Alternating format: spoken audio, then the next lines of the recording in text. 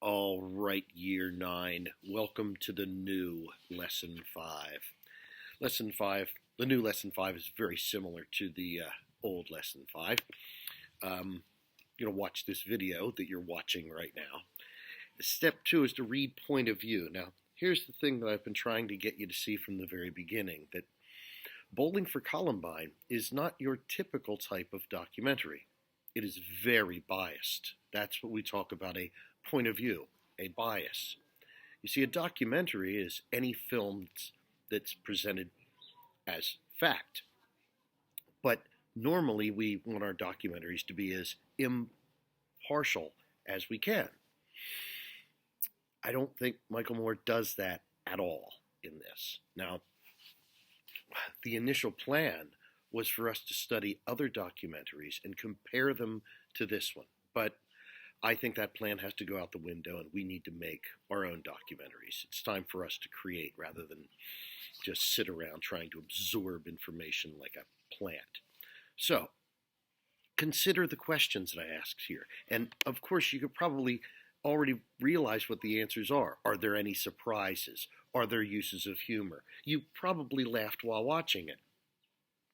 What I want you to consider on the new Lesson 5 is to now consider how you could use these in the creation of your own documentary. It's completely up to you how you document this experience. There's plenty of things on YouTube that you can pull down, much like Michael Moore did with different clips. All right, I want you to start thinking about that. How can you use similar techniques?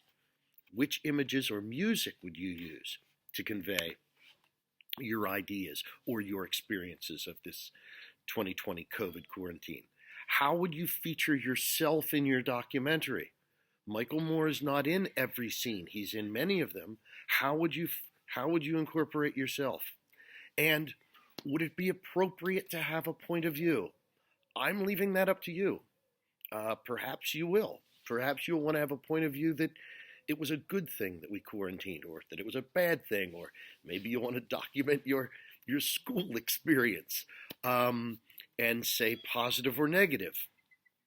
I'm thinking, from my perspective, I'm thinking that being informative is going to be the better way to go.